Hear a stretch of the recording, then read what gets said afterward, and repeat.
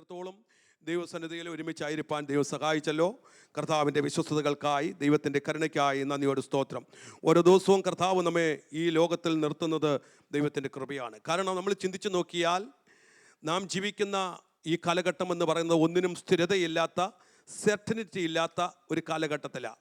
രാഷ്ട്രീയ തലത്തിൽ നോക്കിയാൽ, ഭരണതലത്തിൽ നോക്കിയാൽ, രാജ്യങ്ങളുടെ തലത്തിൽ നോക്കിയാൽ, വിവിധ മേഖലകളിലേക്ക് നമ്മുടെ കണ്ണുകൾ ഓടിച്ചാൽ നമുക്കൊരു കാര്യം മനസ്സിലാകും: എങ്ങും ഒന്നിനും സ്ഥിരതയില്ലാത്ത ഒരു കാലഘട്ടത്തിലാണ് നാം ജീവിക്കുന്നത്.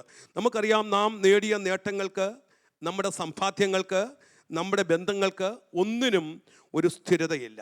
എന്തും ഏത് നിമിഷവും എന്തും മാറ്റപ്പെടാം. അങ്ങനെ ഒരു കാലഘട്ടത്തിലാണ് ജീവിക്കുന്നത്. നമ്മുടെ ജോലികൾ സ്ഥിരതയില്ല. നമ്മുടെ ഇവിടുത്തെ നമ്മൾ ഇന്ന് പറയുന്ന നമ്മുടെ ഇവിടുത്തെ സ്ഥിരതാമസം സ്ഥിരതയില്ല. ഒന്നിനും സ്ഥിരതയില്ല. പക്ഷേ ഹല്ലേലൂയ, അതിൻ്റെ മധ്യത്തിലും ഒരു ദൈവ പൈതലിനെ സംബന്ധിച്ചിടത്തോളം സ്ഥിരതയോടെ, ഉറപ്പോടെ എങ്ങനെ ജീവിക്കാൻ കഴിയും എന്നുള്ളതിന് ഉത്തരം നൽകുന്ന ഒരു വചനമാണ് ഈ ദൈവത്തിൻ്റെ വചനം. ആമേൻ. ഇന്ന് വായിച്ച വേദഭാഗത്തിൽ നിന്ന് സ്തോത്രം, നമ്മൾ വായിച്ച സങ്കീർത്തനത്തിനകത്ത് ഒറ്റ വാക്യം അതിനകത്തുണ്ട്. 108 1-ാം വാക്യമാണെന്ന്. 1-ാം വാക്യം എന്താ വായിക്കുന്നത്? ദൈവമേ, എന്റെ മനസ്സുറച്ചിരിക്കുന്നു, എന്റെ മനസ്സുറച്ചിരിക്കുന്നു, ഞാൻ പാടും, എന്റെ മനം കൊണ്ട് ഞാൻ കീർത്തനം പാടും. മതി, ഒരു വാക്യം കൂടെ വായിക്കുന്നു. 57-ാം സങ്കീർത്തനം 7-ാം വാക്യം. എന്റെ മനസ്സുറച്ചിരിക്കുന്നു, ദൈവമേ, എന്റെ മനസ്സുറച്ചിരിക്കുന്നു, ഞാൻ പാടും, ഞാൻ കീർത്തനം ചെയ്യും. മതി. Praise God, hallelujah. ഇവിടെ ആ വാക്യത്തിൽ അതിന്റെ ഇംഗ്ലീഷിൽ കൊടുത്തിരിക്കുന്നത് ഐ കോൺഫിഡൻസ് ഇൻ മൈൻഡ്. അതിന് ഇംഗ്ലീഷിൽ എങ്ങനെ കൊടുത്തിരിക്കുന്നത്? ഏതെങ്കിലും വേർഷനിലുണ്ടോ? എന്ത് പറഞ്ഞിരിക്കുന്നത്? My heart is fixed. Hallelujah. ചില ഭാഗത്ത് കോൺഫിഡൻസ് ഇൻ എന്നാ പറഞ്ഞിരിക്കുന്നത്, ഇൻ മൈൻഡ്. ഓക്കെ. അപ്പോൾ ഇവിടെ നമ്മൾ പറഞ്ഞത്, നമ്മൾ ഓർപ്പിക്കുവാനിടയായി, we are living in the world filled with uncertainty. People worried about the job, about their health, about their family, the finance, in the future. But in the midst of that, അതിൻ്റെ മധ്യത്തിൽ ദൈവം തൻ്റെ ജനത്തെക്കുറിച്ച് ആഗ്രഹിക്കുന്നത് അവർ ദൈവസന്നിധിയിൽ ഉറപ്പുള്ളവരായിരിക്കണമെന്നാണ്. ഇവിടെ ദാവീദിനെ കുറിച്ച് നമ്മൾ വായിച്ച 57-ാം സങ്കീർത്തനത്തേക്ക് വന്നാൽ, ദാവീദിനെ കുറിച്ച് ദാവീദ് പറയുന്നു, ദൈവമേ, ഞാൻ എന്ത് ചെയ്യും? എൻ്റെ മനസ്സ് ഉറച്ചിരിക്കുന്നു. അപ്പോൾ ഇവിടെ ദാവീദ് ഇത് പറയുമ്പോൾ ദാവീദിന്റെ ജീവിതത്തിൽ പ്രശ്നമില്ലാത്തവനായിട്ടല്ല അവൻ പറയുന്നത്. ദാവീദിന്റെ ജീവിതത്തിൽ രാജകൊട്ടാരത്തിൽ രാജസിംഹാസനത്തിൽ ഇരുന്നുകൊണ്ട് പറയുന്ന ഒരു സ്റ്റേറ്റ്മെന്റ് അല്ല ഇത്. മറിച്ച് ജീവിതത്തെക്കുറിച്ച്, തൻ്റെ ഭാവിയെക്കുറിച്ച് ഒരു ഉറപ്പില്ലാതെ, തൻ്റെ ജീവനെ ഭയന്ന് ഗുഹകളിൽ ഓടി നടക്കുമ്പോൾ, ജീവിതത്തിൽ എന്ത് സംഭവിക്കുമെന്ന് അറിയാതിരിക്കുമ്പോൾ അവൻ പറയാണ്, ശത്രുവിനെ ഭയന്ന് കഴിയുമ്പോൾ അവൻ പറയുന്നു, എൻ്റെ മനസ്സ് ഉറച്ചിരിക്കുന്നു. ഹല്ലേലൂയ. എന്താണ് ഈ കോൺഫിഡൻസ്, ഈ ഉറപ്പെന്ന് പറയുന്നത്? ഇതെന്ന് പറയുന്നത് പ്രശ്നമില്ലാത്തൊരു ജീവിതമല്ല. The confidence is not a absence of problem. പ്രശ്നമില്ലാത്ത ഒരു ലൈഫ് അല്ല, അല്ലെങ്കിൽ അതല്ല കോൺഫിഡൻസ് എന്ന് പറയുന്നത്. Confidence is the presence of faith in the midst of problem.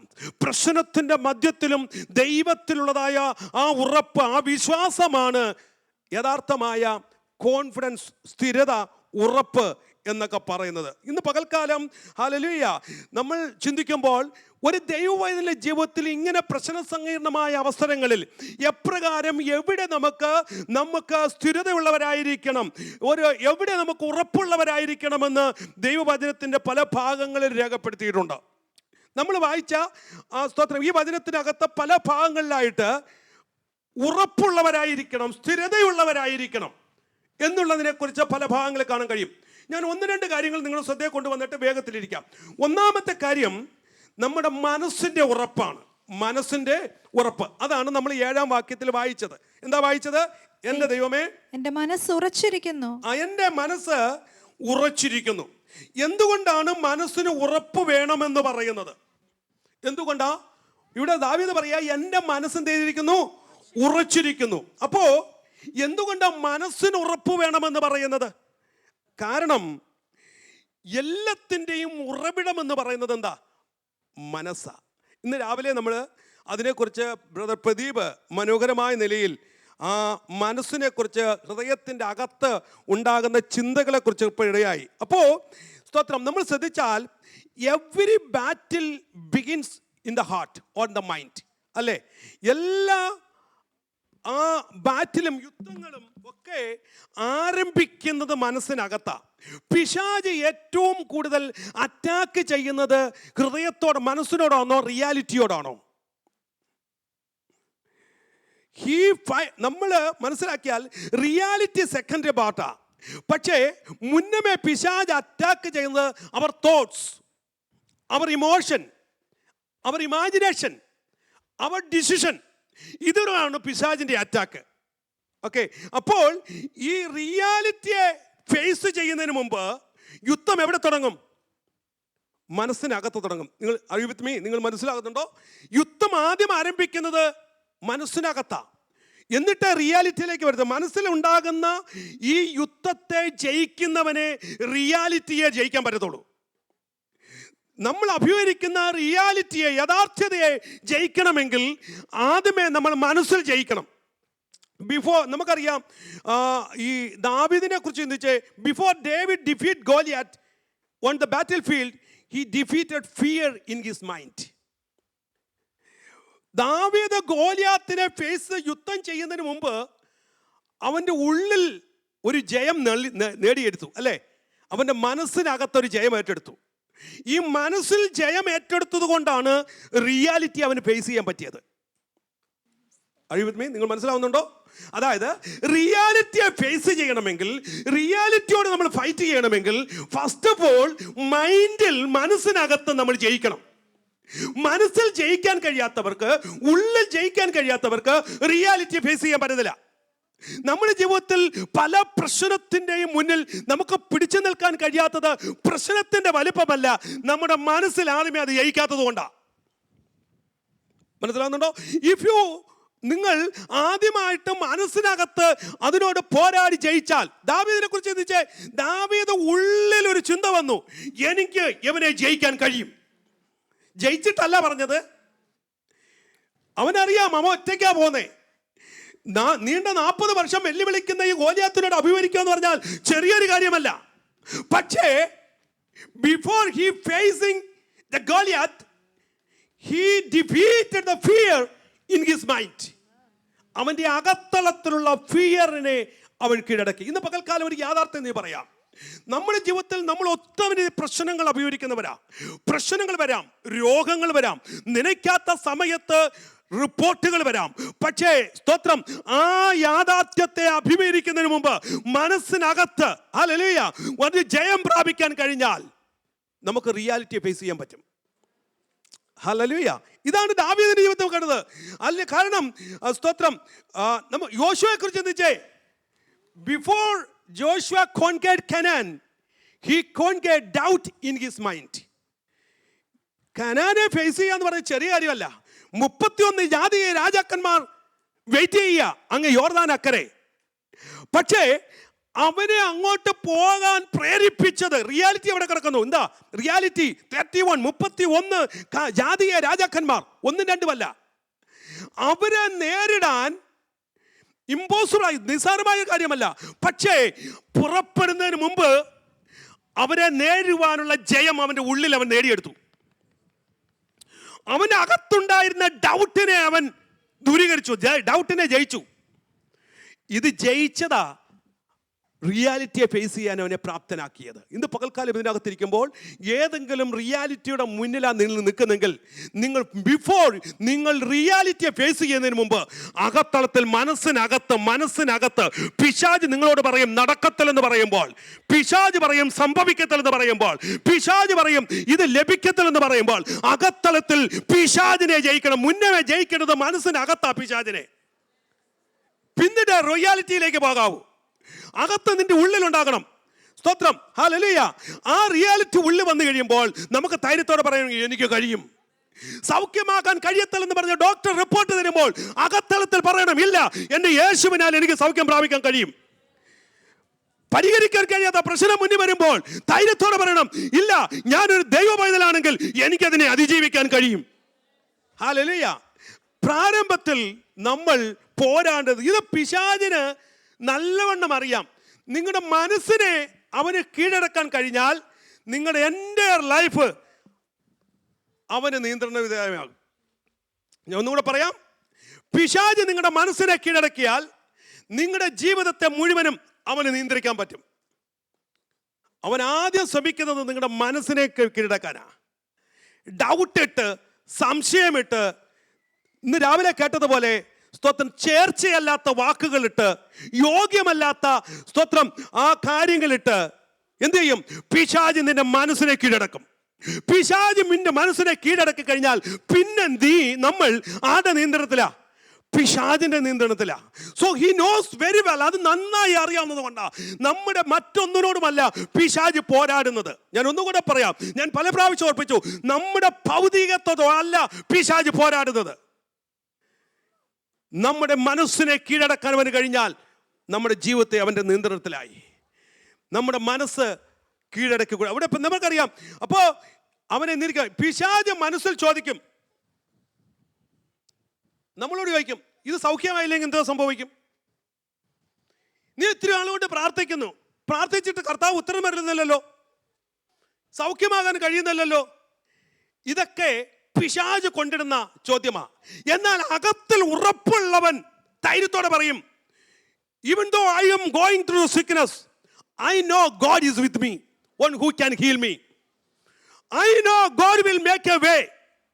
I know God is working even though I cannot see. എനിക്ക് കാണാൻ കഴിയത്തില്ലെങ്കിലും എൻ്റെ കർത്താവ് എനിക്ക് വേണ്ടി പ്രവർത്തിക്കുന്നുണ്ടെന്ന് ഉറപ്പ് വേണം. ഇത് അകത്തളത്തിൽ പറഞ്ഞാൽ പിശാചിന് നിന്നെ തോൽപ്പിക്കാൻ പറ്റത്തില്ല. സ്തോത്രം. അല്ലാതെ പ്രശ്നം വരുമ്പോൾ അയ്യോ എന്താ ആവും എന്ന് പറഞ്ഞ് അല്ലെ വിലപിക്കുകയല്ല. അതിനേക്കാൾ ഉപരി അകത്തളത്തിൽ ഒരു വിശ്വാസം വേണം, എൻ്റെ കർത്താവിനോട് കൂടെയുണ്ട്. ഇന്ന് പകൽ സംശയത്തിനും ഭയത്തിനും ഇടം കൊടുക്കാതെ fill your mind with the God's promises and God's presence. അപ്പോൾ ഒന്നാമത്തെ കാര്യം, we need a confident. മനസ്സിൽ എന്ത് ചെയ്യണം? ഉറപ്പുള്ളവരായിരിക്കണം എന്ന് പറഞ്ഞു. മനസ്സിൽ ഉറപ്പുള്ളവരായിരിക്കണം. രണ്ടാമത്തെ കാര്യം പറഞ്ഞിരിക്കുന്നത് കോൺഫിഡൻസ് ഇൻ ഹിസ് വേർഡ്. ദൈവവചനത്തിനകത്ത് ഒരു ഉറപ്പ് വേണം. ഒന്നാമത്തെ ഉറപ്പ് എവിടാ? ഫസ്റ്റ് തിങ്, ഒന്നാമത്തത് കോൺഫിഡൻസ് ഇൻ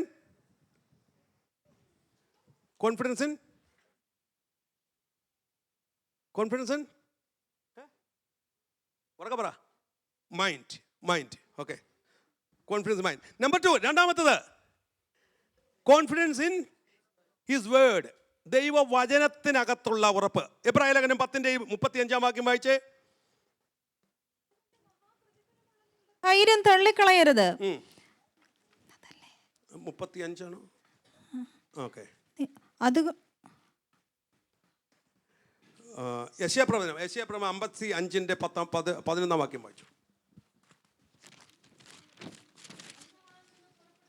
എൻ്റെ വായിൽ നിന്ന് പുറപ്പെടുന്ന എൻ്റെ വചനം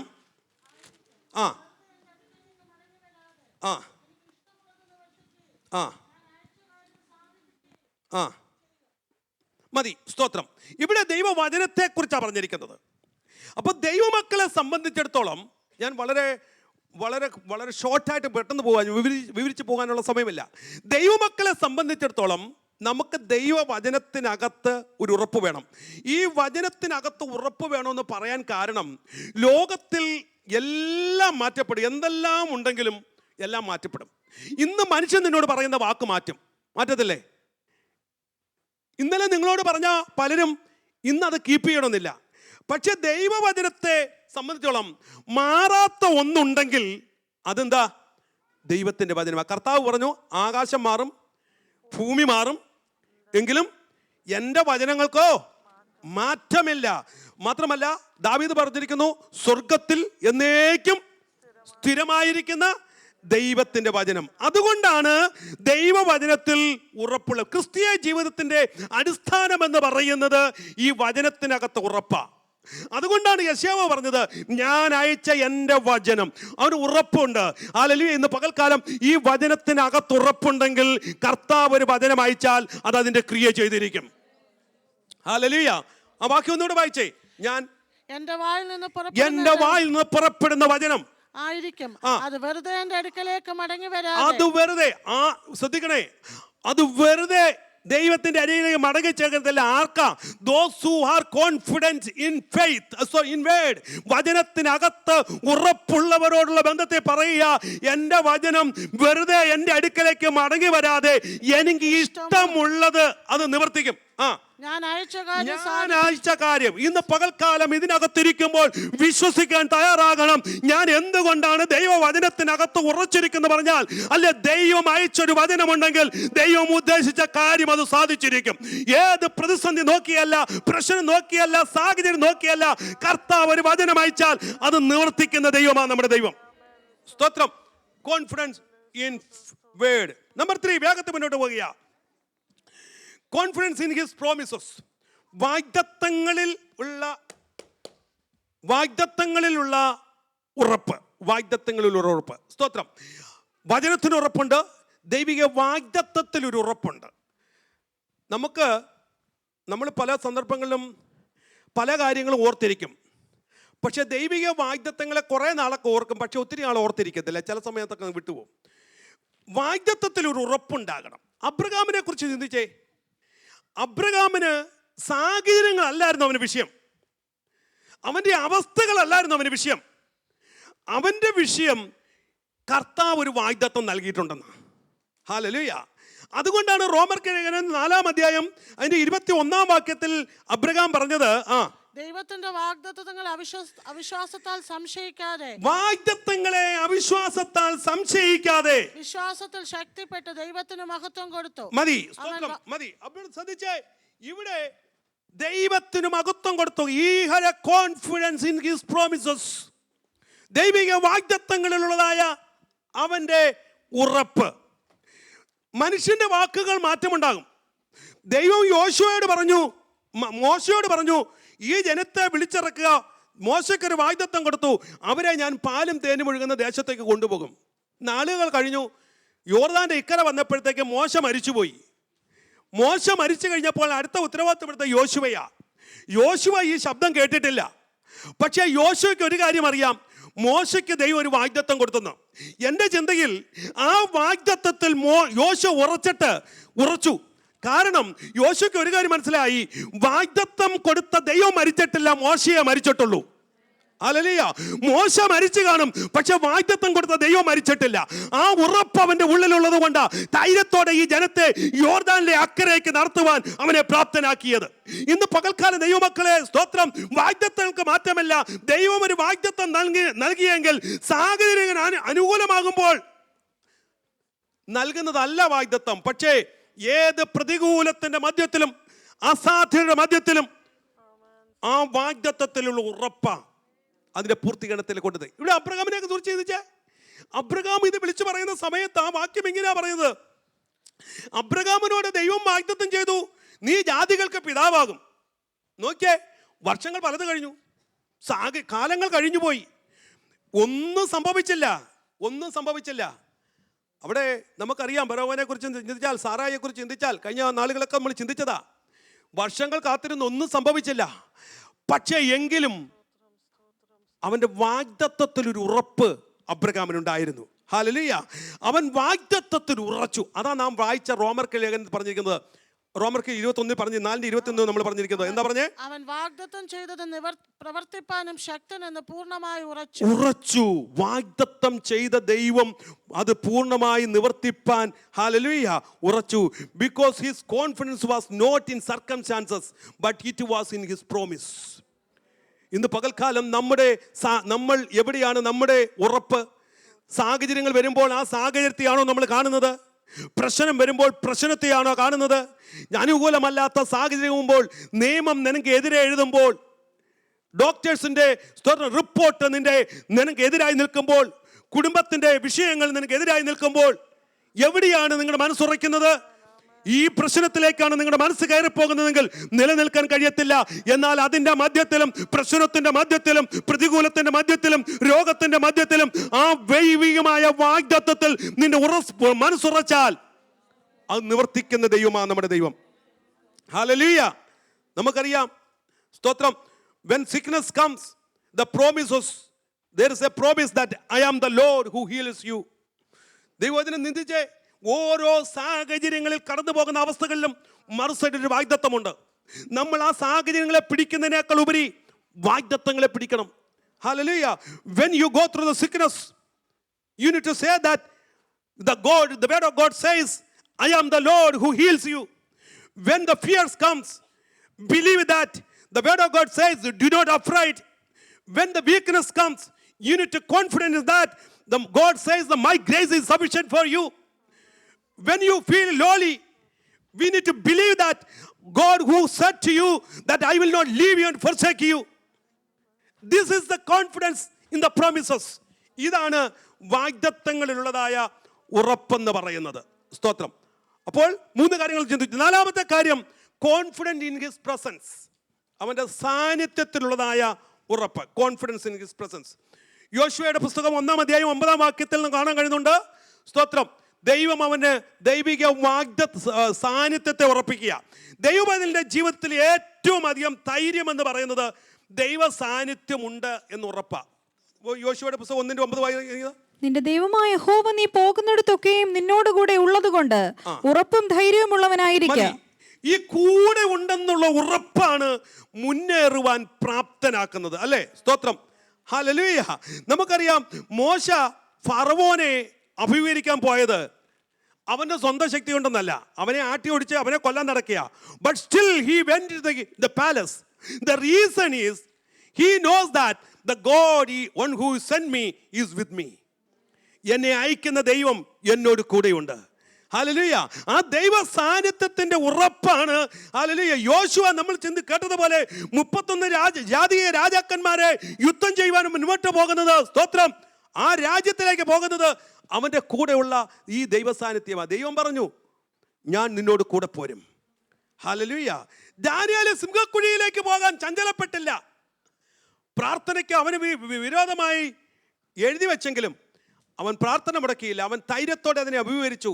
സിംഹത്തിൻ്റെ കുഴിയിലേക്ക് പോയപ്പോഴും അവൻ്റെ ഉള്ളിലൊരു വിശ്വാസമുണ്ടായിരുന്നു. എന്താണ് വിശ്വാസം? ദൈവം എന്നോട് കൂടെയുണ്ട്. എബ്രായ ബാലന്മാർ തീച്ചുളയിലേക്ക് എറിയപ്പെടുമ്പോഴും അവരുടെ ഉള്ളിലൊരു വിശ്വാസമുണ്ട്, കർത്താവ് കൂടെയുണ്ട്. ഹല്ലേലൂയ. സ്തോത്രം. ഈ പ്രശ്നത്തിലേക്ക് കാലുവെക്കുവാൻ നമുക്ക് ധൈര്യം നൽകുന്നത് ദൈവ സാന്നിധ്യമാണ്. ഇന്ന് പകൽക്കാലം ജീവിതത്തിൽ ഏതെങ്കിലും വിഷയങ്ങളിൽ വെല്ലുവിളികൾ മുന്നിൽ നിൽക്കുമ്പോൾ ഒറ്റ കാര്യം ഹൃദയത്തിനകത്ത് ഉറച്ചാൽ മതി, എൻ്റെ ദൈവം എന്നോട് കൂടെയുണ്ട്. ദൈവ സാന്നിധ്യം, കോൺഫിഡൻസ് ഇൻ ഹിസ് പ്രസൻസ്. അവൻ്റെ ദൈവ സാന്നിധ്യം നിങ്ങളോട് കൂടെയുണ്ട്. ഹല്ലേലൂയ. നമുക്കറിയാം പ്രശ്നത്തിലേക്ക് കാൽ വെക്കുവാൻ നമുക്ക് ധൈര്യം തരുന്നത് ഈ ദൈവ സാന്നിധ്യം. പെട്ടകത്തെ യോർദാൻ ക്രോസ് ചെയ്യാൻ വേണ്ടി പെട്ടകത്തെ ചുമക്കുന്ന പുരോഹിതന്മാർ വെള്ളത്തിൽ കാൽ ചവിട്ടിയപ്പോൾ യോർദാൻ 2ആയി വിഭജിച്ചു. ആ ദൈവ സാന്നിധ്യമാ പ്രശ്നത്തെ മാറ്റുന്നത്. സ്തോത്രം. ഇന്ന് പകൽക്കാലം കർത്താവിലൊരു ദൈവ സാന്നിധ്യത്തിൽ ഒരു ഉറപ്പുണ്ടെങ്കിൽ അസാധാരണമായ ദൈവപ്രവൃത്തികളെ ദൈവം ചെയ്യുവാൻ ശക്തനാണ്. ദാനിയേലിനെ സിംഹക്കുഴിയിലിട്ടെങ്കിൽ സിംഹത്തിന്റെ വായടയ്ക്കുവാൻ ദൈവ സാന്നിധ്യത്തിന് കഴിഞ്ഞെങ്കിൽ, തീയുടെ ബലത്തെ കെടുത്തുവാൻ ദൈവ സാന്നിധ്യത്തിന് കഴിയെങ്കിൽ, യോർദാനെ വിഭജിക്കുവാൻ ദൈവ സാന്നിധ്യത്തിന് കഴിയെങ്കിൽ, ഇന്ന് പകൽക്കാലം ഇതിനകത്തിരിക്കുന്ന ദൈവമക്കളോട് ദൂതാൻ വിളിച്ചു പറയാം, നിങ്ങൾ അഭിമുഖീകരിക്കുന്ന ഏത് പ്രശ്നത്തിന്റെ മധ്യത്തിലും ദൈവ സാന്നിധ്യത്തിൽ ഉറപ്പുണ്ടെങ്കിൽ ആ പ്രശ്നത്തെ ധൈര്യത്തോടെ മുന്നേറുവാൻ ദൈവം നിങ്ങൾക്ക് കൃപ നൽകും. Confidence in his presence. ഒന്നുകൂടെ പറയാം, confidence in the eternal life. നിത്യജീവനിലുള്ള ഒരു ഉറപ്പ്. നമുക്ക് ബാക്കിയെല്ലാം ഉണ്ടെങ്കിലും നിത്യജീവനെക്കുറിച്ചുള്ള ഉറപ്പ് എത്ര പേർക്കുണ്ട്? നിത്യജീവനെക്കുറിച്ച്, ക്രിസ്തീയ ജീവിതത്തിന്റെ അടിസ്ഥാനം എന്ന് പറയുന്നത് ഉറപ്പാ. ഇന്ന് പകൽക്കാലം ഇതിനകത്തിരിക്കുമ്പോൾ എത്ര പേർക്ക് ആ ഉറപ്പോടെ പറയാൻ കഴിയും? ഇന്ന് രാവിലെ പ്രതിഭ ഉറച്ചു, നമ്മൾ ആരാധനയ്ക്ക് വന്നു എന്നുള്ളതല്ല, രക്ഷിക്കപ്പെട്ടു, ശരിയാ, സ്തോത്രം. എന്നാൽ അത് മുതൽ ഇപ്പോഴും കർത്താവ് നമ്മെ പരീക്ഷിച്ചുകൊണ്ടിരിക്കുക. ഇന്ന് നമ്മൾ കേട്ടല്ലോ, നാം പറയുന്ന നിസ്സാര വാക്കിനും കണക്ക് കൊടുക്കണമെങ്കിൽ, നാം ചിന്തിക്കുന്ന ഓരോ ചിന്തകൾക്കും കണക്ക് കൊടുക്കണമെങ്കിൽ, നമ്മൾ സ്തോത്രം പറഞ്ഞ മറ്റുള്ളവരെ മുറിവേൽപ്പിക്കുന്ന വാക്കുകൾക്ക് കണക്ക് കൊടുക്കണമെങ്കിൽ, ഇന്ന് പകൽക്കാലം ഞാൻ സഭയോട് ചോദിക്കുന്നു, എത്ര പേർക്ക് ആ നിത്യതയെക്കുറിച്ച് ഉറപ്പുണ്ട്? സ്തോത്രം. നമുക്ക് സ്തോത്രം ബാക്കി എല്ലാ വാഗ്ദത്തങ്ങൾ ഉറപ്പൊക്കെ നല്ലതാ, ദൈവസ്ഥാനത്തിന് ഉറപ്പ് നല്ലതാ, വചനത്തിൽ ഉറപ്പ് നല്ലതാ. പക്ഷേ ഇന്ന് പകൽക്കാലം ഏറ്റവും ഉറപ്പ് വരുത്തേണ്ട ഒരു കാര്യം നിത്യതയെക്കുറിച്ചുള്ള ഉറപ്പാ. ഇതിനകത്ത് സ്തോത്രം ഇന്ന് കർത്താവ് വന്നാൽ എടുക്കപ്പെടുമെന്ന് എത്ര പേർക്ക് ധൈര്യത്തോടെ പറയാൻ കഴിയും? നമ്മൾ ആരും വിശുദ്ധന്മാരല്ല, പക്ഷേ ദൈവത്തിന്റെ കൃപയുണ്ടെങ്കിൽ ഹല്ലേലൂയ ഉറപ്പുണ്ടാകണം. ഹല്ലേലൂയ. എന്താ? നിത്യതയെക്കുറിച്ചുള്ള ഉറപ്പ്. നിത്യതയെക്കുറിച്ച് ഒരു ഉറപ്പുണ്ടാകണം. ഇന്ന് പകൽക്കാലം ഹല്ലേലൂയ, അല്ലെ വിശുദ്ധിയോടെ വിശുദ്ധിയിൽ ജീവിക്കുവാൻ ദൈവം നമ്മെ പ്രാപ്തനാക്കുന്നത് ഈ ഉറപ്പാ. ഭയത്തോടെ അല്ലെ നമ്മുടെ പ്രവാസകാലം കഴിക്കുവാൻ നമ്മെ പ്രാപ്തനാക്കുന്നത് ഈ ഉറപ്പാ. നമ്മുടെ വായെ നിയന്ത്രിക്കുവാൻ പ്രേരിപ്പിക്കുന്നത് ഈ ഉറപ്പാ.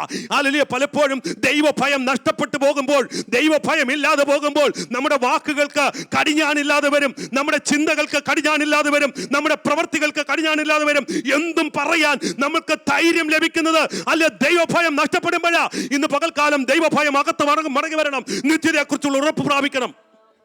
ഇന്ന് പകൽക്കാലം ആ ഉറപ്പുണ്ടോ? ഹല്ലേലൂയ.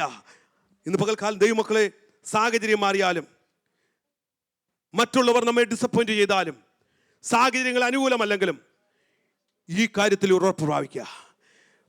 മനസ്സിൽ ഉറക്കുക, വചനത്തിൽ ഉറക്കുക, ദൈവിക വാഗ്ദത്തങ്ങളിൽ ഉറക്കുക, ദൈവികമായ സാന്നിധ്യത്തിൽ ഉറക്കുക. എല്ലാത്തിനും ഉപരിയായി നിത്യതയെക്കുറിച്ച് ഉറപ്പ് പ്രാപിക്കുക. നമ്മുടെ കണ്ണുകൾ അടയട്ടെ.